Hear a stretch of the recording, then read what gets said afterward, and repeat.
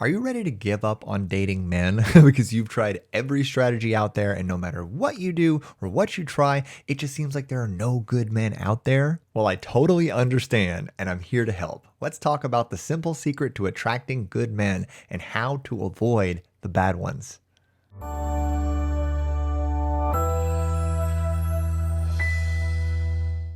Hi there, Matt Shaffer, your empowerment, connection, and relationship coach here. I'm a former attorney who's committed his life to supporting you and creating the sort of fun, fulfilling connections and relationships with men that you are so worthy of. And I'm really excited about this topic. I'm going to share with you a simple secret that's going to help you connect with great men much easier than the things you've tried in the past, and also help you weed out the men that you most definitely do not want to be in relationship with. All right, so we're going to dive into that in just a second. But before we do, take a second, hit that little subscribe button, and don't forget to click that little link in the comments and caption. I have created a great training that I know is really going to help you in your relationships and connections with men. So let's dig into this. But before I share my tip on how to attract the right kind of men to you, let's talk about what you may be doing that may not be working. One of the most popular dating strategies that I see being used and taught out there in the world is leaning back. Have you heard of it? You probably have, because a lot of coaches out there are sharing it and teaching it in various ways.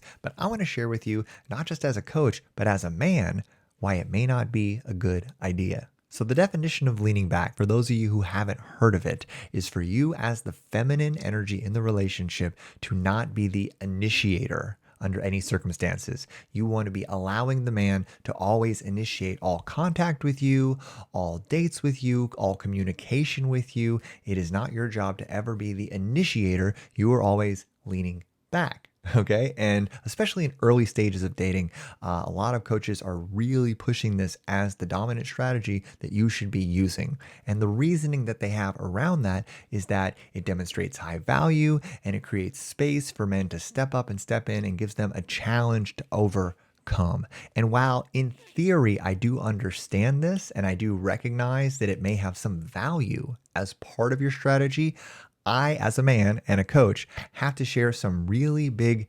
dangers of leaning back that are very important for you to understand before you adopt it as your primary dating strategy. First off, leaning back disqualifies lots of great guys because of a very real phenomenon called approach anxiety. Lots of men, especially high quality men, have a very deep fear of rejection. This is a real thing that all men, including myself, deal with on a daily basis. That's right, ladies. Fear of rejection causes many men, especially great men, to talk themselves out of approaching women that they're attracted to and that they want to get to know. And when you are leaning back, you are giving these men a very good reason to not approach. So if you are withholding attention, if you are not allowing yourself to connect with men and you're in that state of leaning back, you're giving men a very valid justification to not risk rejection and approach you. So to turn this into a little math problem, his approach anxiety plus your leaning back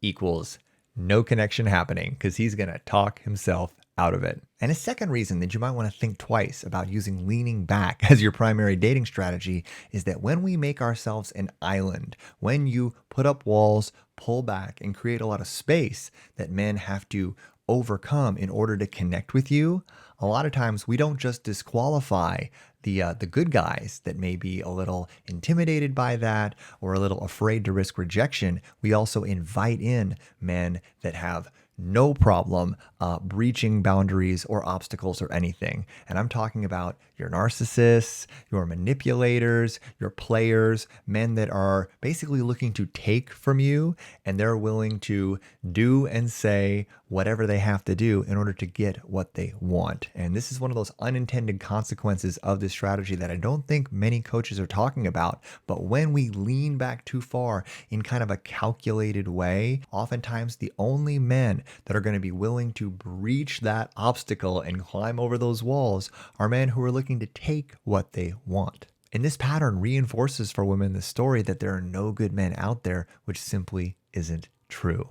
And the last danger behind using leaning back as a dating strategy is that it's really easy to hide behind it, right? Because for so many women, they have a lot of fear around intimacy, around connection, around vulnerability. And it can be really convenient, right? To use the strategy of leaning back and not allowing ourselves to be open to connecting with men and initiating and inviting with men as a way of just checking out, right? And not making ourselves vulnerable and not doing the uncomfortable work of being open to connection. So that's just three of the many reasons why leaning back doesn't work as an overall dating strategy.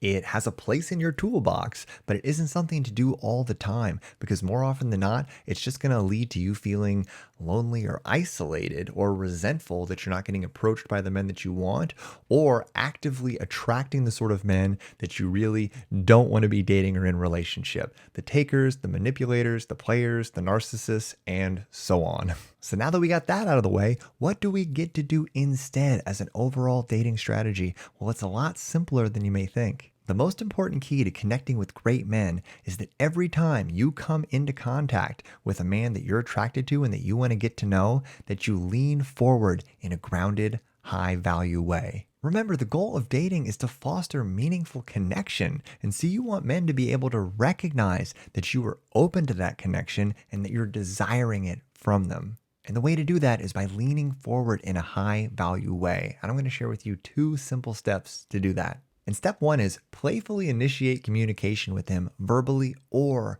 non-verbally. So if you're online dating, feel free to send him a first message that asks him a playful question or has some sort of comment that's tied to a picture or a share that he makes in his profile. The key is you want to get him talking into his passions or telling a story. Those are two very activating, initiating responses that you can get from a man. So your question might be, what drew you to extreme hiking? That's such an interesting sport. Or you can make a challenge statement like, there's no way that you hiked those peaks solo. Tell me the truth. Remember, there's a lot of noise and low level, shallow conversation happening in online dating. And so by you asking a playful, higher value question that's getting him to speak into his passions, tell a story, go a little deeper in a challenging way, you're demonstrating value. You're leaning forward in an activating, high value way. Because trust me when I say leaning back in online dating with the thousands and millions of profiles that are out there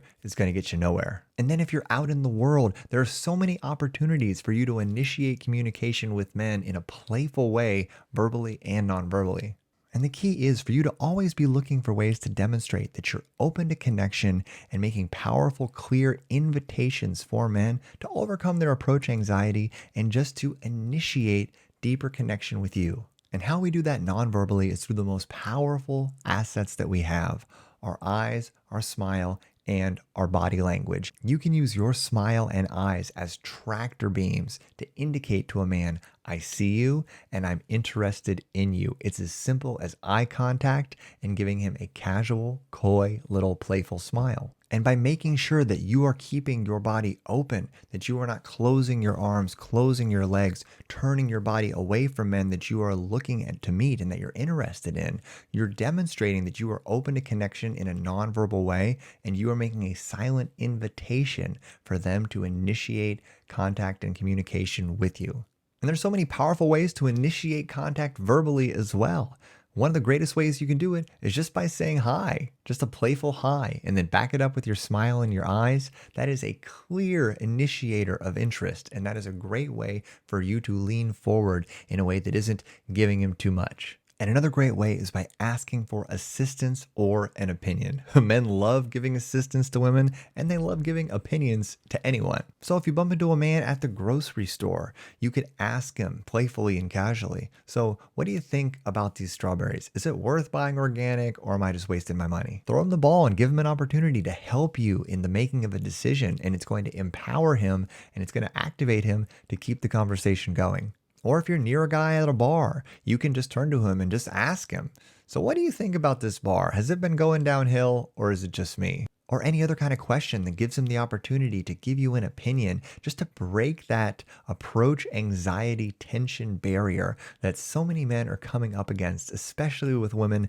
that we want to talk to. And another great time to do this is in the early stages of dating. If you've been on a date or a couple dates with a guy and you haven't heard from him in a little while, there's no harm in you sending him a text, asking him how he's doing, just saying hi to him. Don't be afraid to reinitiate contact. Maybe he got busy. Maybe he has other things going on. Don't make up a story that he's forgotten about you or that he's dating somebody else. You really have nothing to lose in the early stages of dating by reinitiating contact, as long as you don't become determined and keep reaching out to him over and over and over again. Don't be afraid to send him a playful message to try to respark the dialogue between you.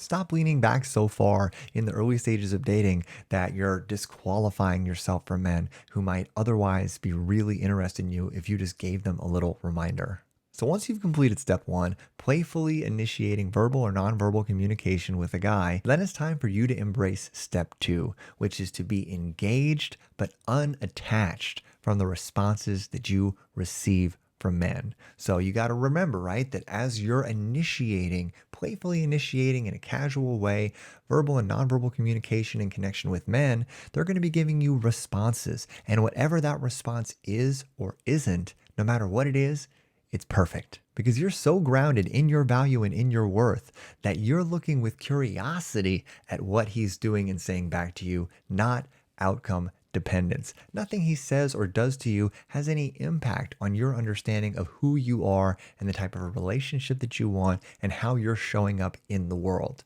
And you're looking at this engagement with this man as practice, as play, as an opportunity for you to dance in polarity with a man. And these opportunities are being presented to you everywhere you go throughout your days, right? And so your job isn't to get fixated or outcome dependent on any one interaction or engagement with a man, but for you to be this playful, open, inviting, magnetic force in the world with men, and to see and experience how they show up in response to you. But how they show up in response does not dictate or determine how you're showing up. Does that make sense? Because you recognize that in order to foster connection and relationship with high value men, you get to go out into the world unafraid to connect with them and to do the dance of masculine and feminine polarity with them everywhere you go. So remember, ladies, leaning back is not a dating strategy. It is one activating tool you can use with men sometimes, but don't do it all the time.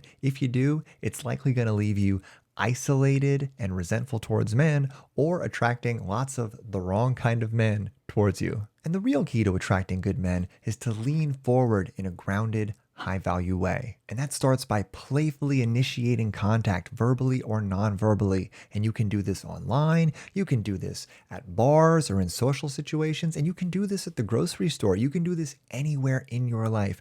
Always be looking for opportunities to, from a space of complete playfulness and invitation, just start fostering connection with men and allowing it to be what it is. And the second key is that you are engaged and present in this connection and communication with men, but you are not outcome dependent upon it. You are unattached to the responses that you're getting back or that you're not getting back from these men, because you recognize that this is a process, this is practice, this is play, and every connection you have with a man is an opportunity for you to look with curiosity on how men and women connect with each other. And if you're able to follow these steps, you are going to attract high quality, high value men, and you're going to weed out a lot of those takers and manipulators that I know you've probably been dealing with in your past. So get out there and have fun. But before you do, take a second, hit that little subscribe button, and don't forget to click that link in the comments and caption. I have created a great training that I know is really going to help you in your connections and relationships with men. Thanks so much, and I'll see you in my next video. Bye-bye.